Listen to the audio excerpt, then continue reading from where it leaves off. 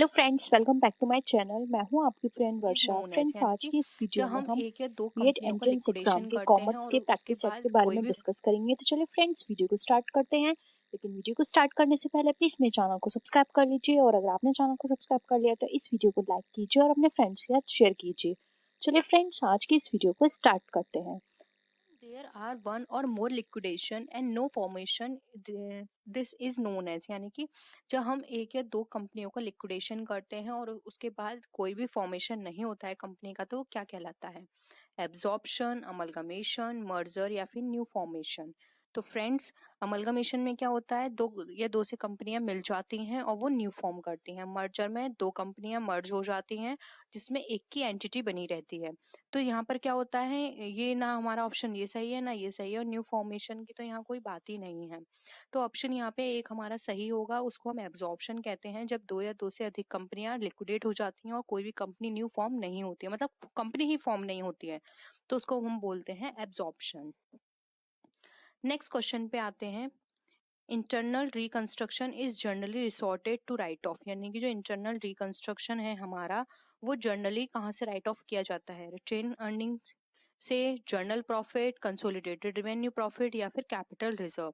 तो यानी फ्रेंड्स, जो इंटरनल रिकंस्ट्रक्शन होता है वो हमारा रिकंस्ट्रक्शन किसके थ्रू किया जाता है? तो फ्रेंड्स, इंटरनल रिकंस्ट्रक्शन जो होता है हमारा, वो किया जाता है हमारा यहाँ पे। फ्रेंड्स, अगर हम यहाँ पे बात करें तो यहाँ पे ऑप्शंस यहाँ गिवन नहीं है, तो यहाँ पर एक ऑप्शन ये गलत होगा, ये क्वेश्चन गलत है। यहाँ पर आप ऑप्शन एक लिख लीजिएगा, all of none of these करके लिख लीजिएगा, ठीक है। यहाँ पे आएगा ऑप्शन इसका नन ऑफ दीज, क्योंकि ये ऑप्शंस ये सारे ही ऐसे हैं जो कि इसके लिए फिट नहीं है। तो यहाँ पे लिख लीजिएगा नन ऑफ दी। हो सकता है इस तरह के क्वेश्चंस आ जाएं, क्योंकि ये क्वेश्चन फ्रेंड्स प्रीवियस ईयर का है और ये एक इस तरह का क्वेश्चंस आ गए थे एग्जाम में। तो यहाँ पे आपको इस तरह के क्वेश्चंस अगर आते हैं तो आपको पैनिक होने की जरूरत नहीं है, क्योंकि इस तरह के क्वेश्चंस आते हैं तो सभी स्टूडेंट्स को इनका मार्क्स मिलता है। तो इसका जो आंसर होगा, आंसर इसका वैसे होगा accumulated losses and fictitious assets जो होती हैं उसको राइट ऑफ करने के लिए किए जाते हैं इंटरनल रिकंस्ट्रक्शन। तो यहाँ पर इसका अगर ऑप्शन गिवन होगा नन ऑफ द अबव, तो वहां पे आपको उसको टिक करना है। अब हम नेक्स्ट क्वेश्चन पे आते हैं। Gearing ratio denotes the relationship between, यानी कि जो गेयरिंग रेशियो जो है हमारा, वो हमारा क्या डिनोट करता है? किसके बीच रिलेशन? डिवेंचर और शेयर कैपिटल के बीच, एसेट्स एंड कैपिटल के बीच, लोन एंड कैपिटल के बीच, या फिर इक्विटी शेयर होल्डर्स फंड या लॉन्ग टर्म बोरोड फंड्स के बीच। तो फ्रेंड्स, गियरिंग रेशियो ऑलवेज हमारा जो रिलेशनशिप बताता है वो बताता है हमारा असेट्स एंड कैपिटल के बीच। तो यहाँ पे हमारा ऑप्शन 2 जो है वो करेक्ट है। नेक्स्ट क्वेश्चन पे आते हैं हम।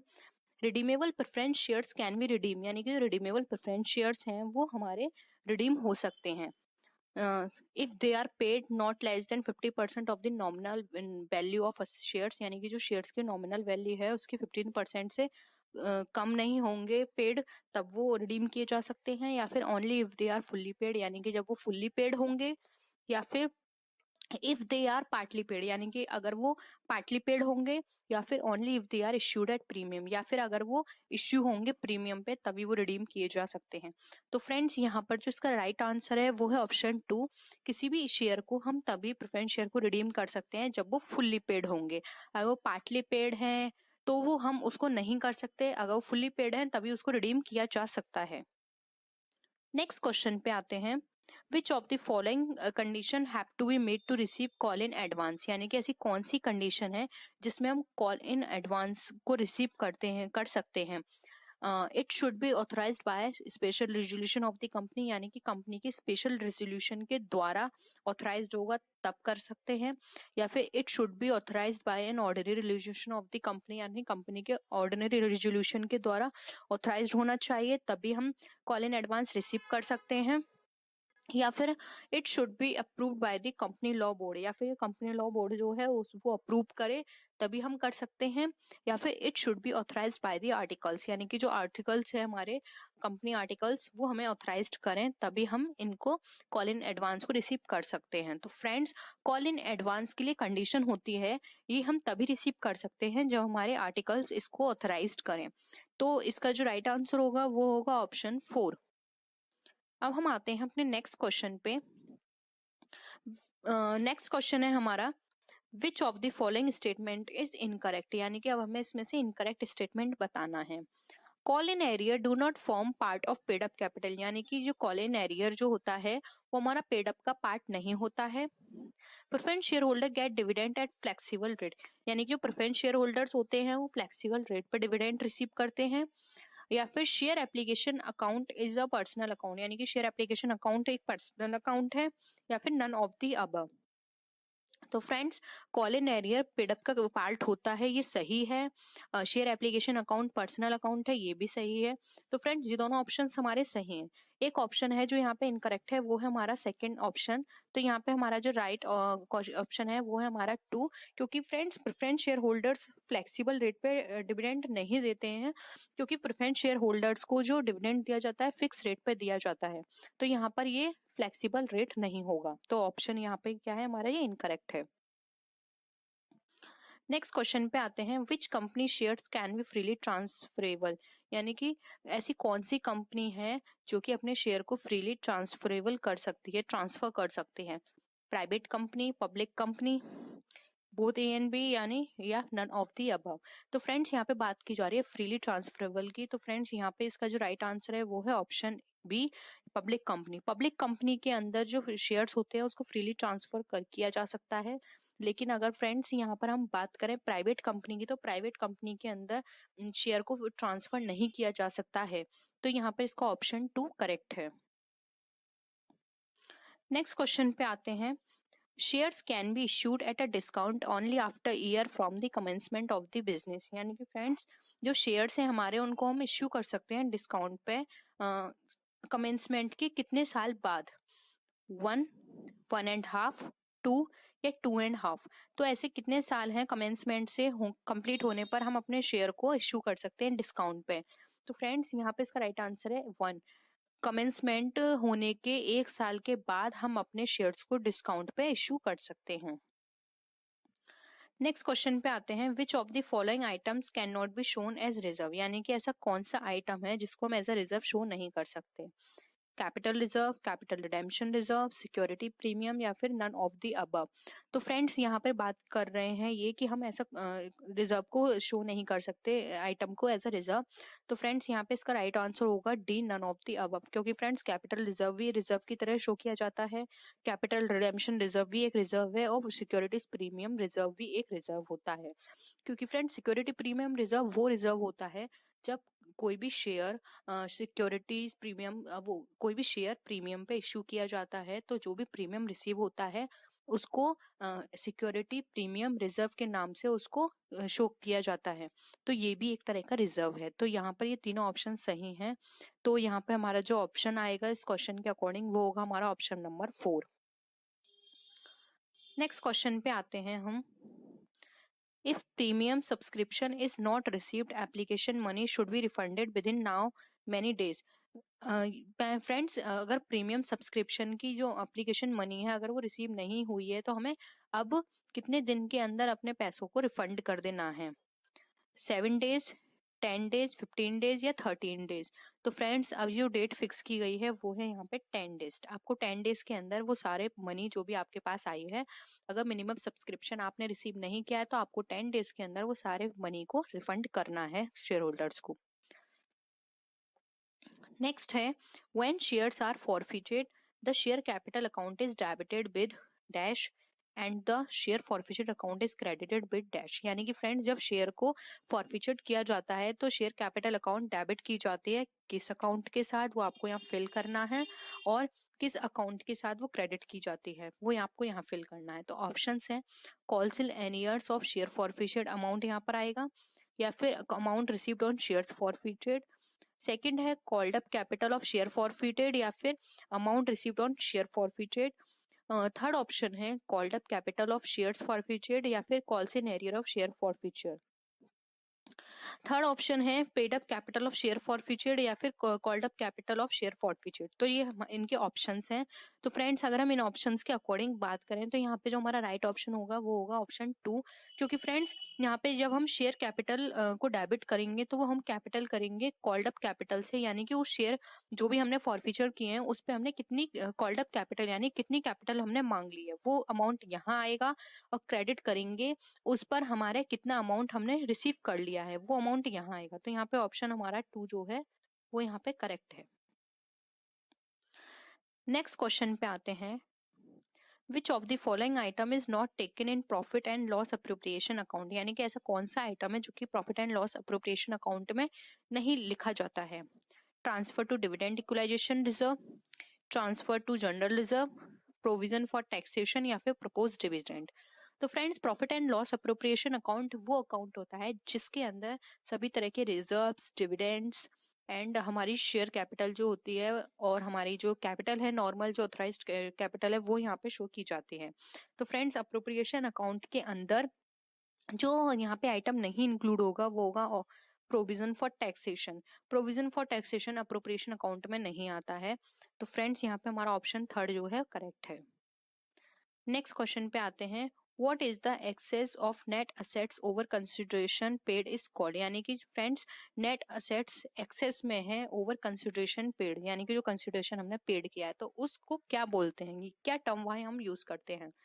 ऑप्शन है हमारे capital reserve, reserve capital, security premium या फिर गुडविल।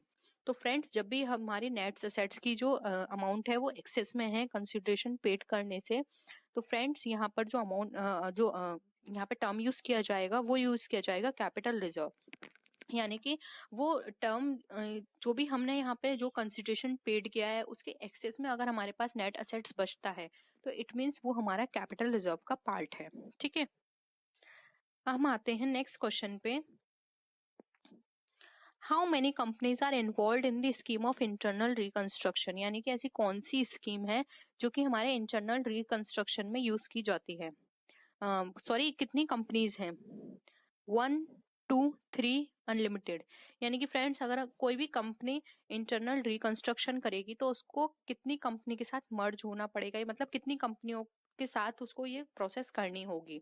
तो फ्रेंड्स ये प्रोसेस 1 कंपनी के साथ हो सकती है, क्योंकि यहाँ पर हम बात करें इंटरनल रिकंस्ट्रक्शन की। इंटरनल रिकंस्ट्रक्शन में क्या है, उसको खुद की जो स्ट्रक्चर उसने कैपिटल स्ट्रक्चर फॉर्मेट किया है उसमें उसको चेंजेस करने पड़ेंगे। तो यहाँ पे उसको किसी अदर कंपनी की जरूरत नहीं है, वो अपने आप में ही अपने अकाउंट्स को, अपने असेट्स, लायबिलिटीज को मैनेज कर सकती है। नेक्स्ट क्वेश्चन आता है, no company can buy its equity share if, यानी कोई भी कंपनी बाय बैक नहीं कर सकती अपने इक्विटी शेयर यदि पार्टली कॉल्ड अप शेयर हो, पार्टली पेड अप शेयर हो, डिफॉल्टिंग कंपनी हो या फिर ऑल ऑफ दीज। तो फ्रेंड्स यहाँ पर अगर कोई भी कंपनी बाय बैक नहीं करेगी अपने शेयर यदि वो पार्टली पेड होंगे, पार्टली पेड कॉल्ड शेयर होंगे और पार्टली पेड शेयर होंगे, डिफॉल्टिंग कंपनी होगी। तो यहाँ पे आंसर आ जाएगा ऑल ऑफ दिस। अगर ये सारे सिचुएशन होंगी तो कोई भी कंपनी बाय बैक नहीं कर सकती अपने शेयर को, उसको फुल्ली पेड अप होना पड़ेगा। ठीक है, नेक्स्ट क्वेश्चन है, सीक्रेट रिजर्व्स में बी क्रिएटेड बाय, यानी कि सीक्रेट रिजर्व कहाँ से क्रिएट किया जाता है, under valuation of liabilities only, under valuation of assets only, over valuation of assets only या फिर over valuation of liabilities and under valuation of assets. तो फ्रेंड्स यहाँ पर इसका अगर हम आंसर की बात करें तो फ्रेंड्स इसका जो राइट आंसर है डी ऑप्शन, क्योंकि कोई भी कंपनी सीक्रेट रिजर्व तभी प्रिपेयर कर सकती है जब उसका ओवर वैल्यूएशन होगा लायबिलिटीज का और अंडर वैल्यूएशन होगा असेट्स का। ठीक है, हम नेक्स्ट क्वेश्चन पे आते हैं, a company can buy back, एक कंपनी बाय बैक कर सकती है partly paid up share, fully paid up share, partly paid up share या फिर नन ऑफ दीज। फ्रेंड्स अभी हमने ये डिस्कस भी किया था, कोई भी कंपनी बाय बैक तभी कर सकती है जब वो फुल्ली पेड शेयर होगा। तो फ्रेंड्स यहाँ पर हमारा ऑप्शन बी करेक्ट है। World bank is the short name given for, यानी कि जो वर्ल्ड बैंक है उसका शॉर्ट नेम किस किस बैंक के लिए दिया गया है, short name world bank, IMF के लिए, IBRD के लिए, IFC के लिए या फिर ADB के लिए। तो फ्रेंड्स हम जब सब जानते हैं कि इसका जो राइट आंसर है वो है ऑप्शन बी IBRD, यानी कि international bank for reconstruction and development का शॉर्ट नेम है वर्ल्ड बैंक। IMF का फुल फॉर्म होता है इंटरनेशनल मॉनेटरी फंड, IFC का होता है इंटरनेशनल फाइनेंशियल कॉर्पोरेशन, ADB होता है, यहाँ पर ADB का फुल फॉर्म है एशियन डेवलपमेंट बैंक। तो फ्रेंड्स यहाँ पर ये सारी चीजें थी, लेकिन इसका जो ऑप्शन करेक्ट है वो है option B IBRD। Next question पे आते हैं। The world bank is formed as, यानी कि जो वर्ल्ड बैंक है वो फॉर्म्ड होता है IMF की कौन सी बॉडी, किस बॉडी से? सप्लीमेंट्री बॉडी कही जाती है, कॉम्प्लीमेंट्री, लीगल, या नन ऑफ दीज? तो फ्रेंड्स IMF और वर्ल्ड बैंक जो दोनों फॉर्म हुए तो ये एक दूसरे की सप्लीमेंट्री बॉडी कही जाते हैं। तो इसका राइट आंसर है A, supplementary body. Next question पे आते हैं। The world bank began its operation in, world bank ने अपना ऑपरेशन कब स्टार्ट किया था? जून 1950, जून 1946, जुलाई 1944 या अगस्त 1950? तो फ्रेंड्स वर्ल्ड बैंक ने जो अपना ऑपरेशन स्टार्ट किया था वो किया था जून 1946 में। नेक्स्ट क्वेश्चन पे आते हैं। Objective of world bank does not include, यानी कि जो वर्ल्ड बैंक का जो ऑब्जेक्टिव है वो कहाँ इंक्लूड नहीं किया जाता है, क्या इसमें इंक्लूड नहीं करते हैं? Assistance in the reconstruction of member country, यानी कि मेंबर कंट्री के रिकंस्ट्रक्शन के लिए असिस्टेंट देना, या फिर supplement private investment by its own loans and finance, यानी कि सप्लीमेंट प्राइवेट इन्वेस्टमेंट को लोन और फाइनेंस के द्वारा देना, या फिर short term assistance to member country, यानी कि शॉर्ट टर्म असिस्टेंस देना मेंबर कंट्रीज को, या फिर encourage long term balanced growth of international trade, यानी कि जो लॉन्ग टर्म बैलेंस्ड ग्रोथ के लिए इंटरनेशनल को ट्रेड है उसको एनकरेज करना लॉन्ग टर्म बैलेंस्ड ग्रोथ करने के लिए। तो फ्रेंड्स यहाँ पर अगर हम वर्ल्ड बैंक की बात करें तो यहाँ पे ऑप्शन सी हमारा करेक्ट है। वर्ल्ड बैंक कभी भी short term assistance member countries को प्रोवाइड नहीं करती है, ये लॉन्ग टर्म लोन प्रोवाइड करती है। तो यहाँ पे ऑप्शन सी हमारा करेक्ट है। नेक्स्ट क्वेश्चन है। The IMF commenced operation in Washington on, यानी कि जो IMF है उसने अपना ऑपरेशन वॉशिंगटन में कब स्टार्ट किया था? 1 मार्च 1947, 1 मार्च 1948, 15 मार्च 1960 या फिर 15 मार्च 1980? तो फ्रेंड्स IMF ने जो अपना ऑपरेशन स्टार्ट किया था वो किया था 1 मार्च 1947 को। नेक्स्ट क्वेश्चन पे आते हैं। A country leaving the membership of IMF can continue its membership with World Bank if members of bank give their votes in its favor। ठीक है, तो हमें बताना है कि ऐसे कितने परसेंट वोटिंग जरूरी है उनके फेवर में देने के लिए कि अगर वो IMF से अपनी मेंबरशिप हटा रहे हैं लेकिन वो वर्ल्ड बैंक में अपनी कंटिन्यू रखना चाहते हैं। तो 65%, 75%, 67% या 79%? तो फ्रेंड्स उन लोगों को 75% वोटिंग चाहिए, तभी वो अपने ऑपरेशंस वर्ल्ड बैंक के साथ कंटिन्यू कर सकते हैं, अगर वो IMF की अपनी मेंबरशिप छोड़ते हैं तब। नेक्स्ट क्वेश्चन पे आते हैं। Any member can be debarred from membership of world bank if, यानी कि कोई भी मेंबर मेंबरशिप से हट सकता है खुद से अगर वो वर्ल्ड बैंक की, यदि उसको ऐसी कौन सी कंडीशंस हैं जिसके बाद अगर वो उन कंडीशंस उस पर अप्लाई होती हैं तो वो वहां से वर्ल्ड बैंक की मेंबरशिप से हट सकता है। It gives written notice to the bank, उसको बैंक को रिटन नोटिस देना होगा, या फिर it work against the guidelines of the bank, यानी कि अगर वो बैंक की गाइडलाइंस के अगेंस्ट काम करे, या फिर if quits membership of IMF, यानी कि अगर IMF की जो मेंबरशिप है उसको क्विट करे, या फिर ऑल ऑफ द अबव। तो फ्रेंड्स यहाँ पे हमें बताना है। तो फ्रेंड्स अगर हम देखें तो यहाँ पर रिटन नोटिस देगा तब भी वो माना जाएगा, अगेंस्ट काम करेगा तब भी माना जाएगा, लेकिन यहाँ पे ये ऑप्शन जो है थर्ड, ये यहाँ पे इन्होंने अधूरा दे रखा है। यहाँ पे दे रखा है कि it quits membership of IMF। ठीक है, तो यहाँ पे अगर ये भी लिखा होता कि उसको 75% वोटिंग राइट नहीं मिल रही है तब, लेकिन हम यहाँ पर अगर देखें तो हमारा ऑप्शन यहाँ पे हम फॉलो जो करेंगे वो ऑप्शन डी करेंगे, क्योंकि यहाँ पे ये दोनों ऑप्शन हमारे करेक्ट हैं तो हम थर्ड को भी करेक्ट ही मानेंगे, इसलिए हमारा ऑप्शन यहाँ पे डी जो है वो करेक्ट है। A systematic and objective way of evaluating both work related behavior and potential of employees is, यानी कि फ्रेंड्स एक सिस्टमेटिक और ऑब्जेक्टिव वे बताना है हमें evaluation का, जिसमें हम वर्क रिलेटेड बिहेवियर और जो एम्प्लॉयज का पोटेंशियल है उसको हम इवेल्युएट कर पाए। ऑप्शन से हमारे उसको हम इवेल्युएशन बोलेंगे, पोटेंशियल अप्रेजल बोलेंगे, परफॉर्मेंस अप्रेजल बोलेंगे, या फिर नन ऑफ दीज। तो फ्रेंड्स अगर हम यहाँ पे बात करें इवेल्युएशन की, तो फ्रेंड्स यहाँ पे इवेल्युएशन ये कोई पर्टिकुलर या फिर एक स्पेसिफिक वर्ड नहीं है, फिक्स वर्ड नहीं है जो कि इसमें फिट बैठे, तो यहाँ पे इवेल्युएशन गलत रहेगा। अगर हम यहाँ पे बात करें पोटेंशियल अप्रेजल की, तो सिर्फ यहाँ पे हम पोटेंशियल को जज कर पाएंगे, वहां पे हम उसके बिहेवियर क्या है वर्क को लेके उसको जज नहीं कर पाएंगे, तो ये ऑप्शन भी गलत है। हमारा जो इसमें जो राइट आंसर है वो है ऑप्शन सी, परफॉर्मेंस अप्रेजल।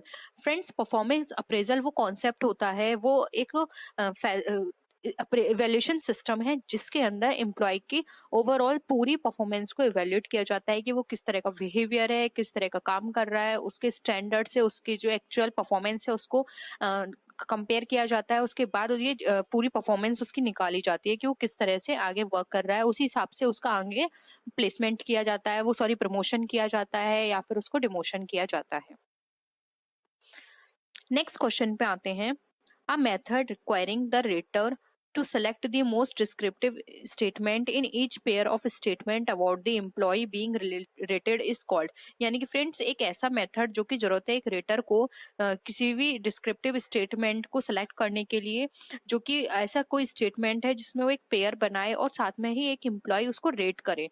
तो ये सारी चीजें हम किस मेथड के अंदर देखते हैं, ग्राफिक रेटिंग स्केल के अंदर, फोर्स चॉइस मेथड के अंदर, इजी वैल्यूएशन मेथड के अंदर, या फिर none of the above.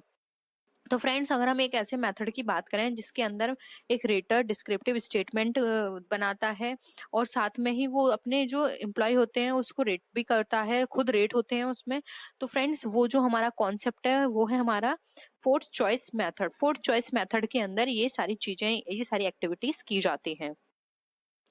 Next question पे आते हैं, listing employees from best to worst is called, यानी कि फ्रेंड्स एक एम्प्लॉय को लिस्ट करना बेस्ट से वर्स्ट की तरफ, वो हमारा क्या कहलाता है, कंपैरिजन, रैंकिंग, रेटिंग, या फिर नन ऑफ दीज।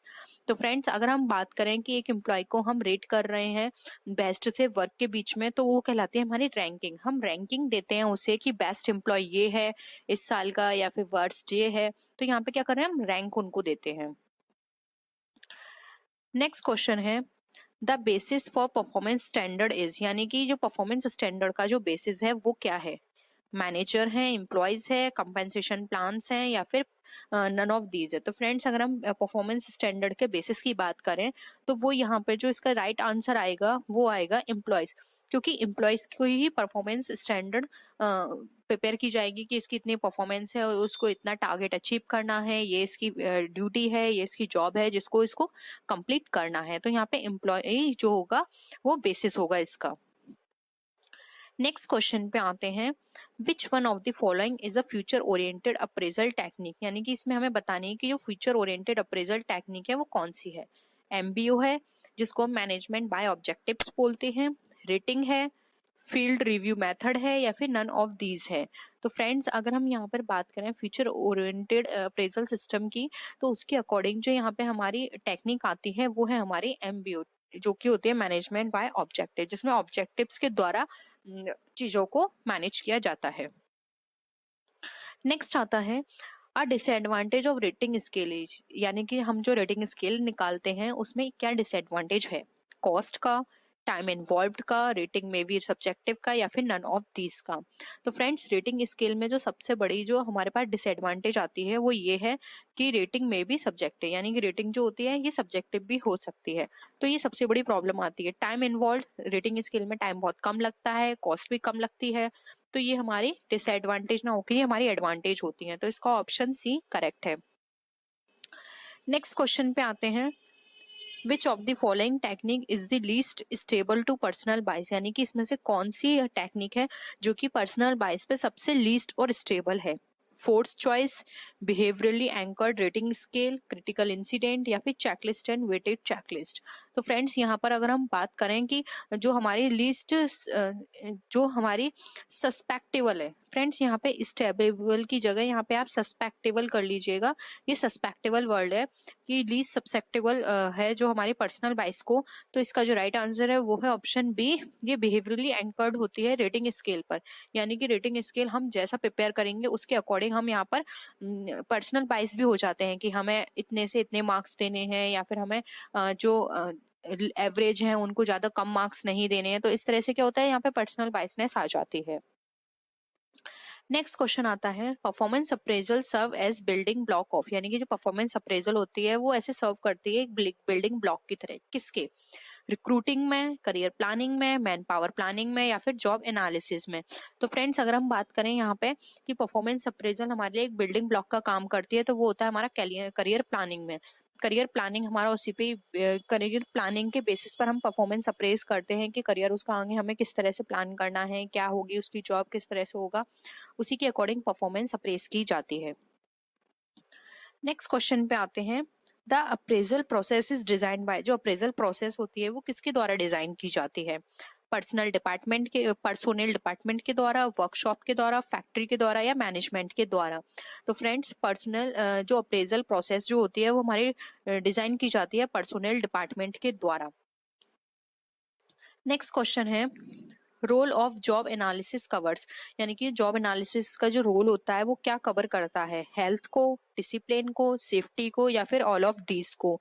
तो फ्रेंड्स ये हमारा जो जॉब एनालिसिस का जो रोल होता है ये इन सभी चीजों को कवर करता है कि हेल्थ क्या है, डिसिप्लिन किस तरह से होना है, सेफ्टी क्या क्या प्रोवाइड करनी है हमें अपने एम्प्लॉयज को, ये सारी चीजें इसके अंदर कवर की जाती हैं।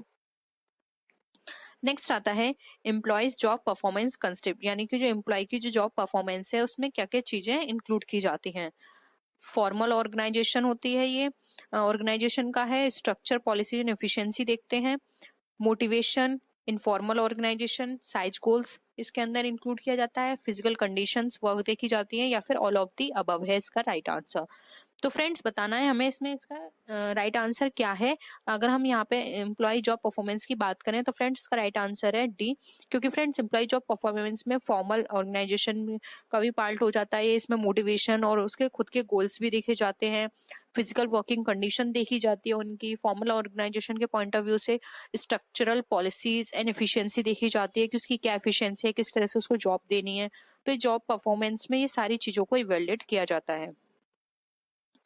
नेक्स्ट है, jobs are the link between the people and, यानी कि जॉब जो है वो लिंक की तरह काम करती है एक प्यूपिल और किसके बीच में? ऑर्गेनाइजेशन के बीच में, सुपरवाइजर के बीच में, मैनेजर के बीच में, या फिर नन ऑफ दीज। तो फ्रेंड्स जॉब एक लिंक का काम करती है लोग और एक ऑर्गेनाइजेशन के बीच में, क्योंकि एक पर्सन जब किसी भी ऑर्गेनाइजेशन से जुड़ता है तो वो किसके थ्रू जुड़ता है? वो जुड़ता है जॉब के थ्रू। तो एक जॉब एक ऐसा काम है जो एक पर्सन को एक ऑर्गेनाइजेशन से जोड़ती है, जिसके बाद उनके वहां पे रिलेशंस चेंज हो जाते हैं, वो पर्सन वहां पे एम्प्लॉय कंसिडर किया जाता है और वो ऑर्गेनाइजेशन उसकी कंपनी और वहां का जो हेड होता है वो उसका एम्प्लॉयर कंसिडर किया जाता है।